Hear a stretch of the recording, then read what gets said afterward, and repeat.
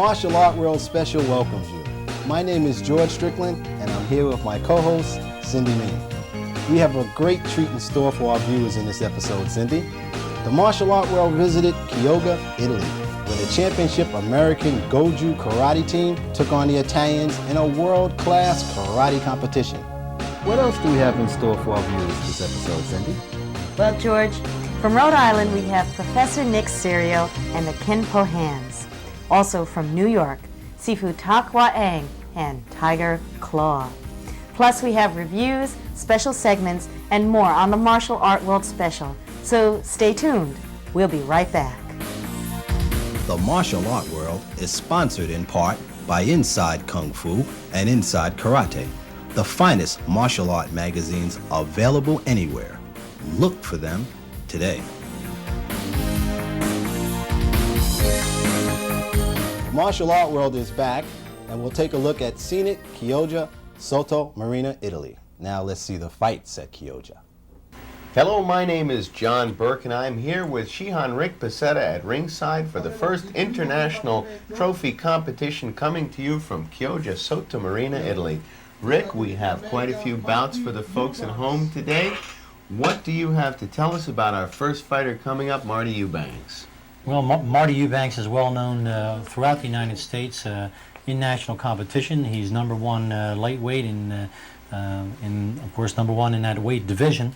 3 times California National Championship champion, U.S. Open he's won 2 times, and also the Bluegrass National Champion.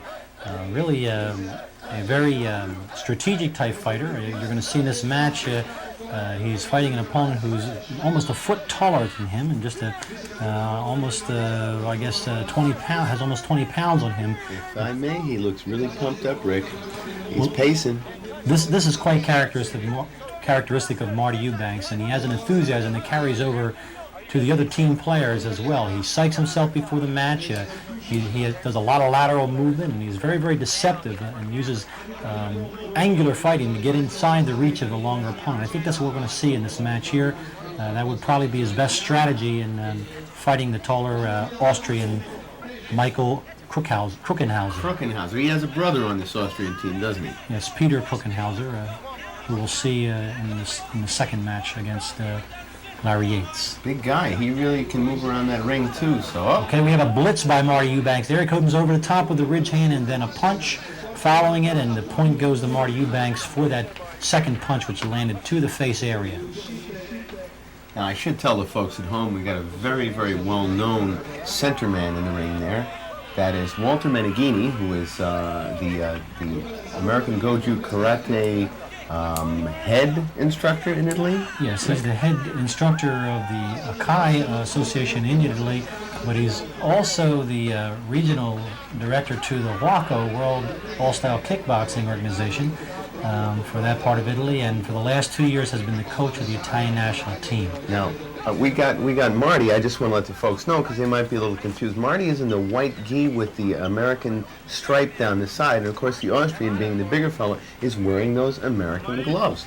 Too bad we couldn't have worked out a little trade there before the match, and things would have looked perfect.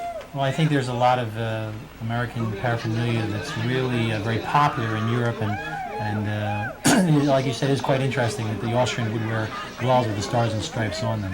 Yeah, they were probably trying to hit us in the face with our own gloves there. Now we have a score right now, 2-2, between Marty and Kruckenhauser here.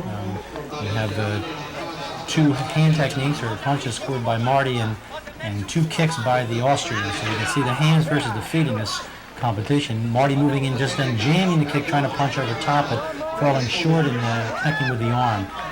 The target areas will be the face and the head, the front and sides of the body. The back is not a target, and from the waist down is also not a target. So they're trying to connect, and it's scored by who connects first that target area. Now here's Marty with a blitz, and the Austrian, the Kruckenhauser, covered up very well, so there was not a technique that would go through there. And Marty stepping in with a back fist, jamming the kick again, and here's Meneghini awarding the point to Marty.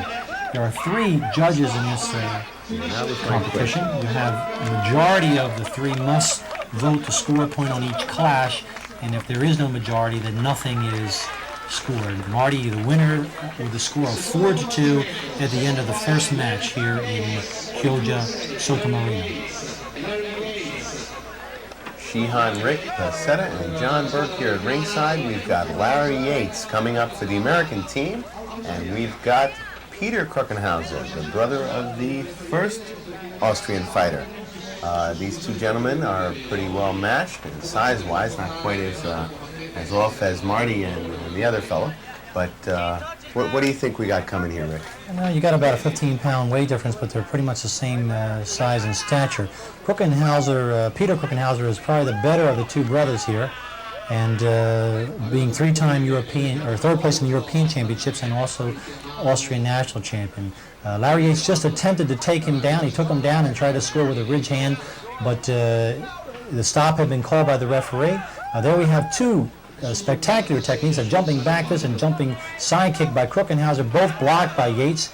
Yates trying to jump over, jamming the kick. It hit him a little bit low there and coming over top, and so that ended up being a clash in the last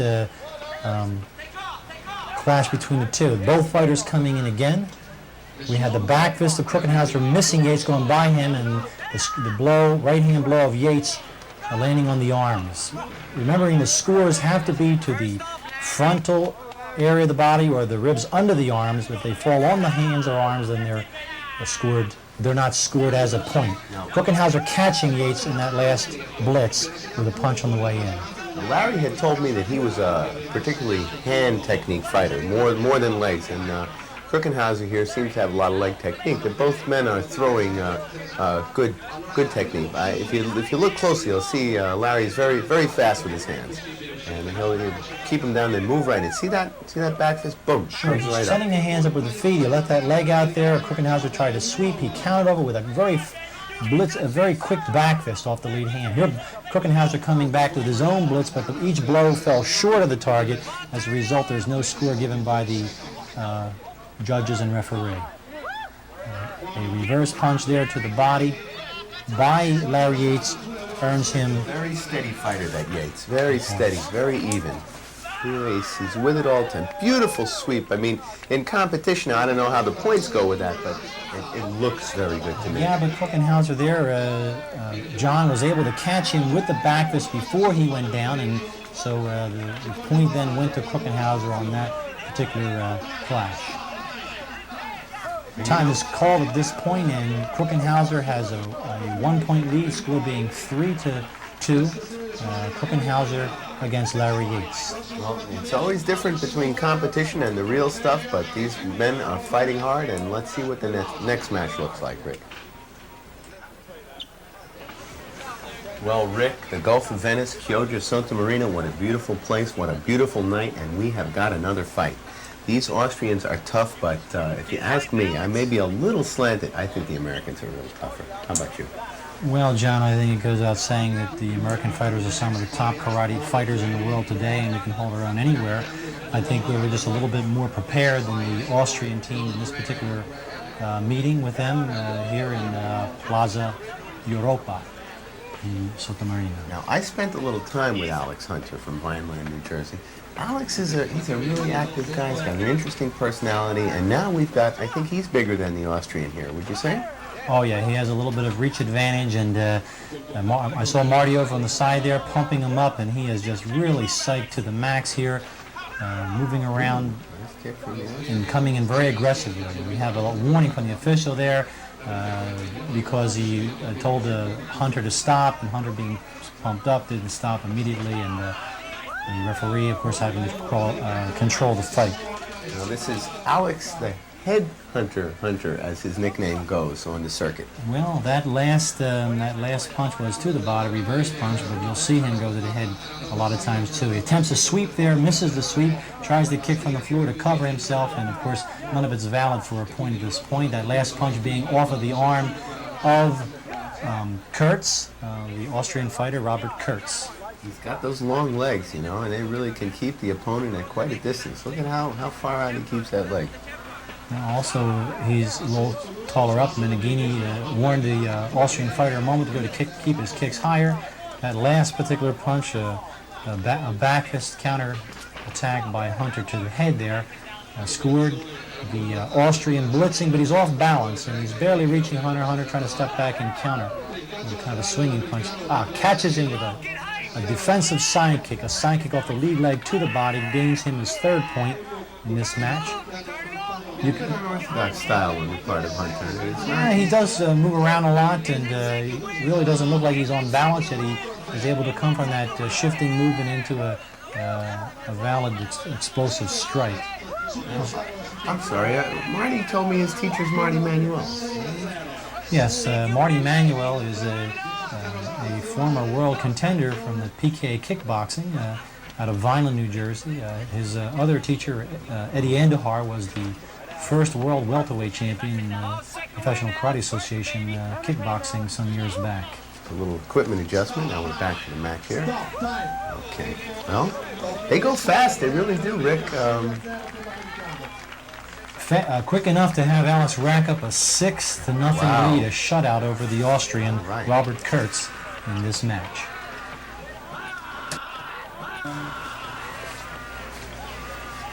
Well, Rick, we're really racking up some points here, and we now have Donald Brady.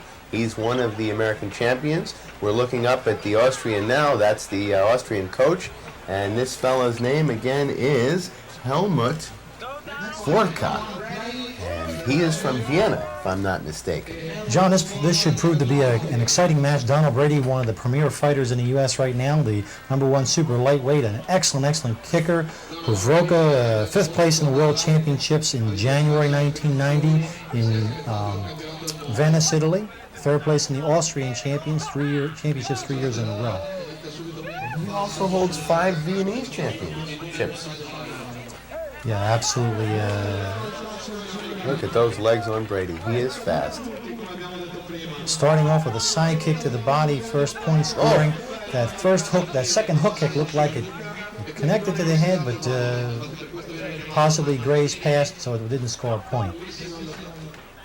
Nice looking kick, though. You know, they don't all have to score points for me. I know for these guys, you got to get the points. But I look at the beautiful techniques that these fellas throw, and I'm just thrilled. Another side kick from Brady brings a point to the body there. He's faking the kick high, bringing the kick into the body. This brings him his 3rd point. He's up 3-0 at this point. Now what Uvroka's trying to do is jam those kicks, get inside so he could use his hands. He realizes Brady's a dynamic kicker. Oh, and walking into that. Solid kick to the jaw. Well, his hands were in the way, John. I think that's why he didn't get the point. It drove his hands back into his face. So you saw his head rocking back. And another spectacular kick by Brady, a hook kick, which got him 2 points because it was a face kick. He attempted an axe kick coming straight down to Uvroka, but fell a little bit short with no point scoring. Another side kick from Brady gives him his final point. And my goodness, John, it's a shutout, 7-0. Now, Brady is ranked very high, isn't he, here in the U.S.? He is what? #1 super lightweight fighter in the United States today. Rick, we've got Jeff Iannuzzo from La Valle's Karate School, and he is from Liverpool. And I don't mean England, but Liverpool, New York. And he's going up against Gunther Auger from the Austrian team. Rick, tell us a little bit about these fighters. Well, John, I think you're going to see in a match here that they're both excellent kickers, and here we go. You can see the legs clashing right from the beginning. Iannuzzo has kicks. His legs are like rubber bands, but the other Austrian player, Auger, is an excellent kicker as well. So right now they're clashing. Here's Iannuzzo trying to jam the kick and jump over with a punch, but he falls a little bit short. So it's important that he catches that kick before it extends, otherwise it could be a score against his body. There he goes over top of it again, but yes, the 1st point goes to Iannuzzo in that jumping reverse punch over the kick of Gunther Auger from Austria. Nice hands, too. And of course, you know, everybody realizes the Americans are in the white with the red, white, and blue stripes, and the USA on their back, and the Austrians are in the dark trunks and the white tops. Again, a lot of clashing here. Each player trying to kick or jam the other man's kick and come over top with a punch there. And here's Auger stepping inside the hook kick, the snake-like hook kick of Iannuzzo, but the punch went around Iannuzzo, so there was no score. Okay, a little clashing there. A kick by auger and a punch over top by Anuzo. Rick, looks like you're going to be needed in a second, so I'm going to take over here.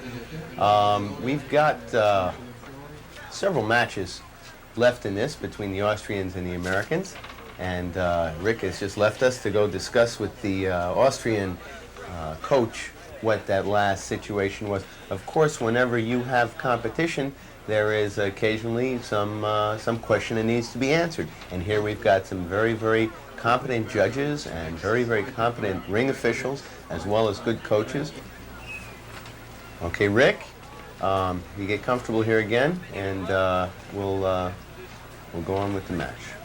John, there seemed to be a little discrepancy here from the Austrian coach, Teschler, who was unhappy the way the points were being scored there. Of course, we rely on the vision of the judges, and he just wasn't seeing it the same way as the judges. He felt as though his player had scored a few times there.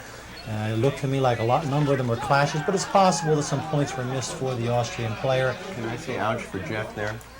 On the other hand, I think some were missed for the American player too.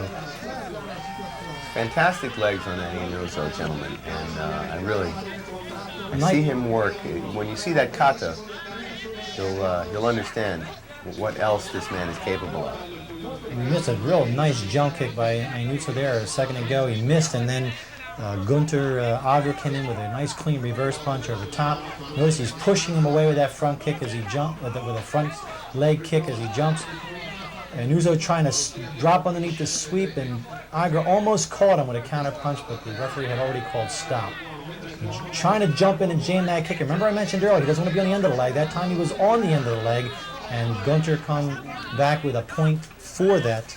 The match ending now with a score of 3-2 in favor of Jeff Anuzo of Liverpool, New York. Now, Walter Meneghini from the Italian-American Goju Kai is looking over the fighters, and they're going to come in and start battling for us. I like the colors that Carl's wearing, that bright green, huh? Yeah, that's a new designer handgear that come out. We see referee Meneghini warning Bradford for stepping out of the ring. Ryder drops underneath with a nice sweeping of the back leg. That gives him 1 point. If you can break the balance of the fighter and bring him to the mat, you score a point. You got a clash there again between the two fighters. Ryder being knocked out of the ring by Bradford at that point. Referee Meneghini stopping the fight. Clashing. A nice kick by Ryder, sliding up the arm of Bradford. Not valid enough for a point. It has to connect to the face or to the trunk of the body clearly and cleanly in order to be scored a point. Nice combination kick from Bradford, but off of the arm of Ryder, so we have again no point scored at that point. Ryder drops, tries to sweep. Bradford catches him on the way down with a ridge hand to the head. Seems like he really got that Austrian.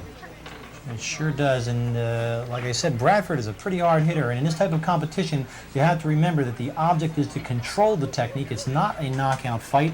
He's allowed to score with force, but it has to be a controlled force, and we're not careful here. We might have a disqualification against the American fighter Carl Bradford, and we have the doctor ringside there checking the Austrian fighter Ryder and Coach Teschler, making sure that he's okay. The mouthpiece is going back in. I think we're going to have a continuation here. Not a knockout. That's the key word. This is not a knockdown, drag-out competition. These gentlemen are supposed to use technique and quality technique, and this is not power. Otherwise, we'd be seeing a lot of blood and broken bones, and that's not what this kind of martial arts is about. This is technique, this is efficiency, and purity. And if you watch closely, you'll see how well these men match up and do their work. We need another equipment adjustment. No matter what the color is, you need to adjust it once in a while. Here we go. You can see the power is a factor, but it is not the main factor. Of course, they have to hit with authority and power, and it does make a difference in the match when you got a fighter who's a little bit stronger. Nice jumping kick by Ryder. He misses, drops to the ground. Bradford tries to follow up with a punch, but was a little late to score. He has to do it within 2 seconds of the drop, where he does not get awarded the point. Again, a combination kick, hook kick over the shoulder of Ryder, followed by a round kick with the same leg of Bradford to the front area of Ryder's body, and that brings Bradford to his second point. of the match. The score unofficially at this point 2-1 in favor of Bradford. Ryder blitzes, Bradford steps to the side so the punch glances off his body and tries to counter, but misses as Ryder goes flying by and out of bounds. Another clash here. The point going to the American with the reverse punch to the body of the Austrian before the Austrian score. A quick back fist to the head from Carl Bradford to the head of Ryder there brings him his third point of the match. And at this point, the match is over, the score being 3-1 in favor of the American Carl Bradford. We'll return in a minute, so don't go away.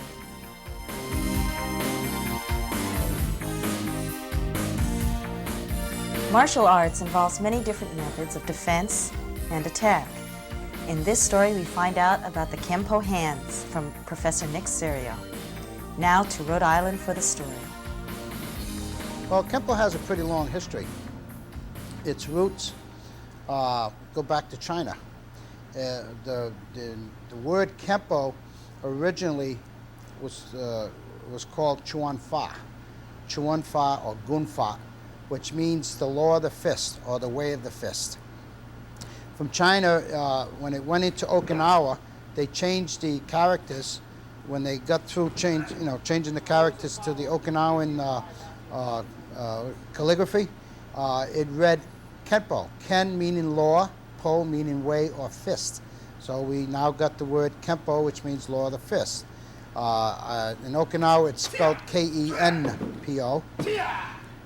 In Japan, it's called Kempo, Kenpo, which means the same thing, law of the fist or the fist way. Doing the research that I have done in the past, I found out that Chuan Fa, if you go really back with it, it not only meant the law of the fist, but it meant Chinese boxing. It involved a lot of, as far as we know, circular type hand movements. It's been very difficult to get, to go too far back with it because there was a lot of the history was lost. But we go back to Kosharu Kenpo, which was actually brought to Hawaii by Dr. James Matosi. And from there it went from Hawaii into California, and here we are today with it. That's basically what Kenpo is all about. You have maybe 4, maybe 5 major systems of Kenpo today. Once again, we make a redirection. Well, my people who run my schools, they all have to train at least once a week here, at least once a week. Some of them train more. I go through the workout with my black belts. We still work on our basics. We do a lot of endurance training. We do a lot of training in proper methods of teaching. Believe it or not, there's a lot of training that goes into proper teaching because each person that comes into a school has to be taught on a different level. There's no such thing as teaching everybody on the same level. So one of the main requirements of any one of my black belts teaching the Nick Cerio's Kenpo system has to train here at least once a week. But I can say honestly, most of them train at least twice a week here. And our training sessions go for about 2 to 2.5 hours. Again, the one-on-one training for techniques relies a lot on basics, okay? We mainly work on balance, distance, coordination, transition, where does the power come from? In other words, we'll stand side by side, for instance, and we may do a drill that consists of a front punch followed up with a front kick, for instance. We may do that technique for about 10-15 minutes, and we simply, like I say, go side by side, or sometimes we use a mirror image, and this is how we do it. The basics are very, very important. Without the basics, you can't get into advanced techniques. Well, my seminars that I do, I mainly keep the seminars within the Nick Cerio's Kenpo system. I have in the past actually, but lately I've gotten a lot of requests to do outside seminars. What I mean by outside, for Taekwondo people, for Shotokan, for Jiu-Jitsu people, done them from all sorts. My seminars, I mainly teach at the seminars with the coordinator of that seminar wishes. Sometimes, well, most of the requests are for self-defense, believe it or not, on hands. I don't know why, but it's usually on Nick Cerio's Kenpo hands is what they like to see. I do a lot of jiu-jitsu because our system does consist of a lot of jiu-jitsu techniques. I teach also weapons, such as the bow, nakama, tunfa.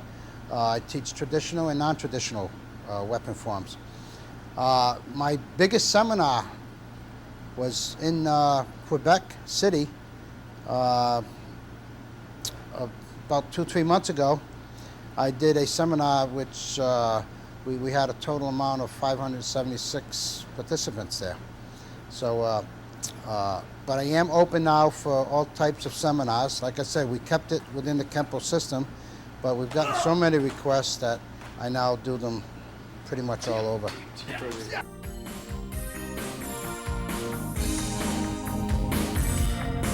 We're back with the Championship American Goju Karate Team on location in Chioggia Sottomarina, Italy. Rick, we're back with one of my favorites, Tom Dieters, the American against the Austrian Christoph Walder. Now, Tom's got a lot of his own personal style when he fights, but why don't you tell us a little bit about these two fellows? Well, Tom Dieters is really Carl Bradford's partner. He works out of Las Vegas, Nevada. Two of them trained together, and he was the 1986 and 1989 Tang Sudo national champion in the middleweight division. He also fought on their national team in 1988 and 1989. A very, very dynamic fighter, very spirited fighter, good use of hands and feet, real deceptive in his movement. Now, he's got a good matchup because he's fighting the Austrian champion in the same weight division, who also took third place in the World Championships in Mestre in 1990, January 1990, beginning of this year. And as you can see, he's taking the aggressive role right from the beginning, trying to control the fight. He doesn't stay in position very long, quickly moving, and you'll see him change up from one side to the other. And here he is attempting to set up the kick. Wilder, on the other hand, sidesteps that kick and then tries to come back with a combination of his own. You get around, don't you, Rick? Again, they're too far away with these techniques. They have to actually touch the face or the front of the body, and that time the Dieters stepped out of the ring, followed by Walder. And the first point being scored by a very quick front kick off the lead leg of Walder. Dieters now pumped up, coming back with a back fist of his own for his second point of this match. At this point, unofficially, we have a 2-1 in favor of Dieters.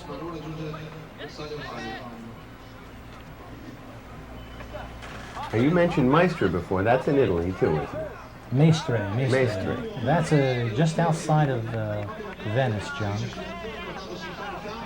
Lead hand, followed by reverse hand to the body, lead hand to the face by Tom Dieters, and this brings him up to his third point of this match. The score 3-2, I believe, at this point.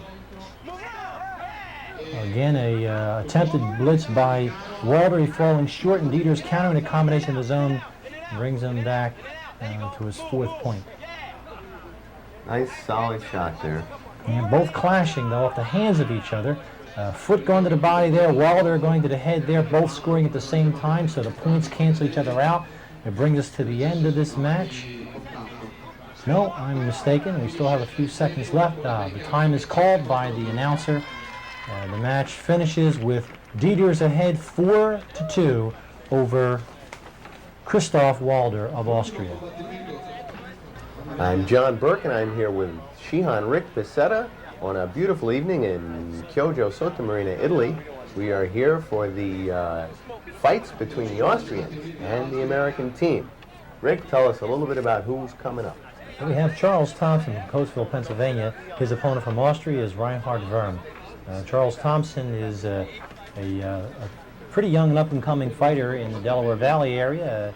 has recently exploded onto the regional circuit, and probably one of the least experienced members of our team, but I expect a very strong performance out of him. He's equally balanced between good, strong kicking techniques and hand techniques. On the other hand, Verm, also a good fighter, a little bit more height, but an excellent kicker here. And as we can see, Verm they're both leading off with kicks to start off with. Thompson slips to the mats, and referee Meneghini brings them back up. Trying to exchange kicks, each jamming one another. A lot of movement by Verm. Thompson trying to rally a blitz there, but they stepped outside of bounds, and at that point the match ends, or the fighting ends, and they have to come back. The referee brings them back to the center. Now Charles he's a quiet competitor, but when you see him in the ring there, he's very steady also. I think he's got quite a bit of future in this particular type of martial arts fighting left, and I'd like to see him excel as he gets a little older. Yes, John, Charles is really, as I mentioned, a very balanced fighter, not only in his fighting technique, but also in his mentality. And you can see he's very steady, good stance, good basic technique, and a good set of timing. And when he comes off the line, he's coming off with a lot of energy and power. The Austrian fighter, again, a very quick kicker, but as you can see, his balance isn't all that good, and many times is dropping. And here's again Thompson trying with the blitz, unsuccessful with the blitz. The Austrian falling to the ground outside the ring, which stops the action and brings us back again. An attempted counter, a spinning hook kick into a round kick, a double kick, a hook to a round kick, but glancing upward off of the head of the Austrian. Again, not clean enough for a point. Here we have Verm jump kicking as he steps away, trying to go to the head of Thompson, but again unsuccessfully. These fighters are fairly well matched here. A lot of clashing here, and at this point Thompson striking to the back of the Austrian Verm, but the back is not a valid target area. So the referee Meneghini brings them back to the center. I can see both of them seem a little bit frustrated. Neither one can get the edge on one another at this point. Verm trying with a kick to the body. It looked like it was brushed off away by Thompson, and the match ending at a draw, 0-0. Difficult match to try and score, Rick, so that's why they each got nothing. Rick, we've got our feature match coming up now with Anthony Mafia Holloway, the world champion fighter, #1 rated fighter in the USA. Tell us a little bit about Mafia and his opponent. Well, John Mafia Holloway, I almost can't say enough about him. He's, as you mentioned, #1 fighter in the U.S. and won the world middleweight title in Mestre in January 1990. His opponent, Christoph Wilder, we saw fight Tom Dieters earlier, and with a good strong showing, but still Dieters was able to edge him out 4-2. I don't think he's going to be as much of a match for Mafia. Mafia seems to really have much greater experience, even though Wilder did do a good showing in Mestre as 3rd place in his division. So let's see what happens here. I think hopefully we'll see some of the spectacular fighting style that Mafia Holloway's well known for. And right off the bat, we see Holloway take the fight to Walter with a blitz, with faking with a hand over top, punching underneath.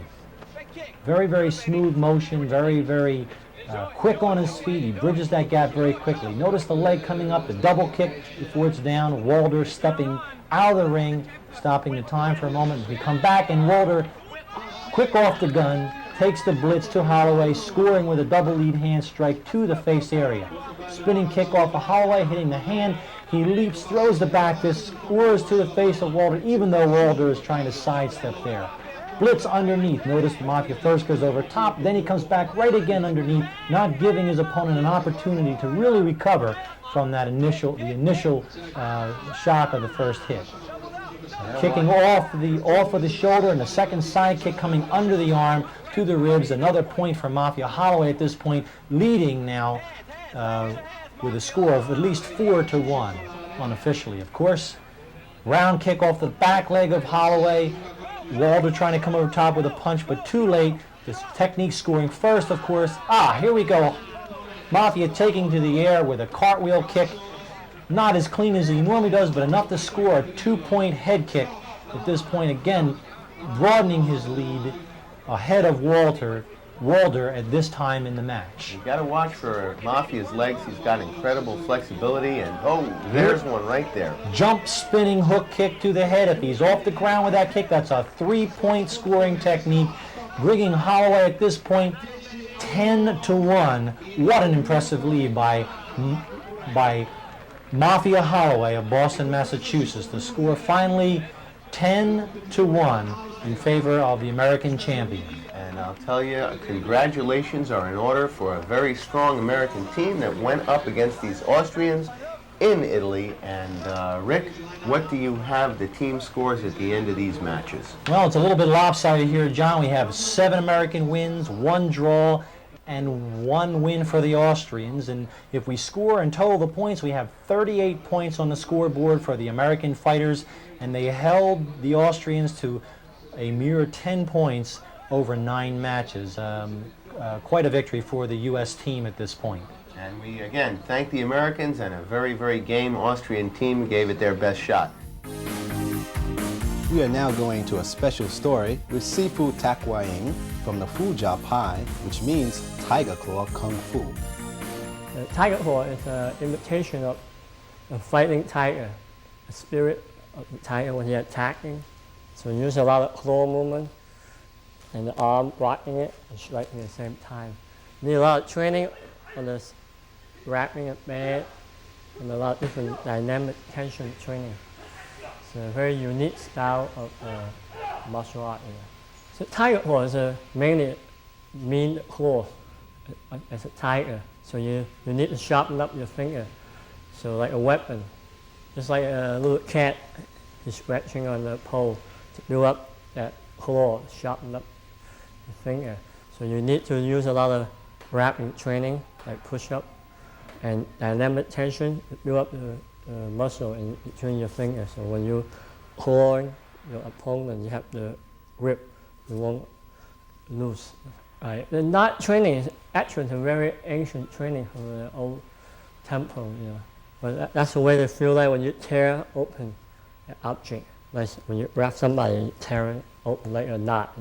So the knot is very tight, so you are really actually tearing it apart. To build up that claw. Same thing like an eagle claw or water claw. That mainly with that claw to tear, to cut open the rope. And the stick is you're using one hand with the other hand, like balance yourself, build up that power. From the left hand fighting to the right hand. So even up on your training. Make both hands a balance on your power. Just like you're using a barbell, but we're using just a simple, natural material, a wood stick or tree brand. So you build up the wrist and your claw in there. And this art particular is believed not really from the monk, it's from some of the warrior when they hide out from the Manchuria. So they go inside the temple, they become monk. So the training is still keep the traditional training, but they're not using for killing. But that's the art that keep on training and pass it down. I'm George Strickland. And I'm Cindy Ming. We hope you enjoyed the show. And don't forget to write us here at the Martial Art World. We'll see you next time. Take care. The Martial Art World is sponsored in part by Inside Kung Fu and Inside Karate, the finest martial art magazines available anywhere. Look for them today.